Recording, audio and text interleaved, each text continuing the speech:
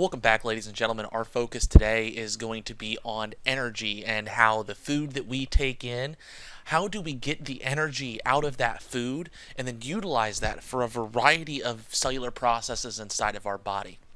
It's a really fascinating process, really fascinating steps, but in order to understand all of that, we need to understand how cellular energy works. Now, if you remember, we talked a little bit about how carbohydrates are the primary source of energy inside of the cell. Well, that carbohydrate has to be broken down, and when we break that down, we generate energy, and that energy has to be stored somewhere in order to be utilized inside of the cell. So let's take a look deeper. We have a relatively short video today, but hopefully by the end of this video, you should be able to evaluate the process of obtaining energy inside of the cell and to be able to differentiate between two very important energy-carrying molecules, ADP and ATP. So as you see our key vocabulary terms here, ATP, which stands for adenosine triphosphate, and ADP for adenosine diphosphate. Think about those roots tri and di as we go through this video. So probably the most important molecule that we're going to take a look at today is known as ATP, or adenosine triphosphate. And this is the molecule that stores all of the energy for all of the cellular processes that happen inside of your body. So if we take a look here, it has an amino acid attached to it. In black there you see a sugar molecule, and then next to it you see three PO4 groups. Those are three phosphates. So that is where we get the term adenosine triphosphate for. The energy comes from the food that we eat and is stored in ATP. So when we break down carbohydrates inside of our body, that energy has to be stored somewhere. That energy happens to be stored in the ATP molecule.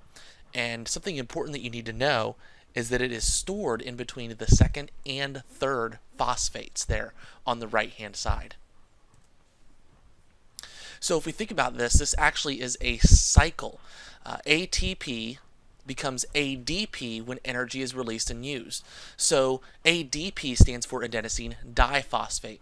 So in adenosine triphosphate, which you see in the top part of the picture here, a phosphate is released, and then the energy that is stored in that between the second and third phosphate is then utilized for some type of cellular process.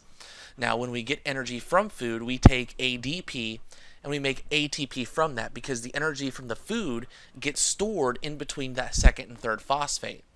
So when we use energy inside of our bodies, we break ATP into ADP. And then when we store energy from the food that we eat, we take ADP and then make ATP from that. So it's a very, very important cycle of ATP to ADP. But what's important here to remember is that if we go from ATP to ADP, we're using energy, and when we go from ADP to ATP, we're storing it. If you also take a look on the right-hand side here, we have two very important enzymes. We have ATPase. If you remember, enzymes speed up chemical reactions, and so ATPase actually breaks that phosphate to release the energy. On the opposite side of it, when we go from ADP to ATP, we have something called ATP synthase. Now, if you remember from one of our previous lectures, to synthesize something means to make something. So ATP synthase is an enzyme that actually makes ATP. So as you can see here, we have a nice little cycle here of utilizing energy, going from ATP to ADP, and then storing it, going from ADP to ATP. So again, this isn't meant to be a long video, but just to give you an idea of how energy cycles inside of our body and how important ATP is to, well, all life itself. Keep in mind that adenosine triphosphate is the molecule that stores all of the energy that is used in living organisms. And ATP cycles with ADP as energy is stored and released inside of a cell. Hopefully you're able to understand these objectives quite well. Again, I know it's a very short video, but the whole goal here is for you to understand how energy is stored and used inside of the cell. Hope you have a great day, guys, and we will talk to you next time. Bye-bye.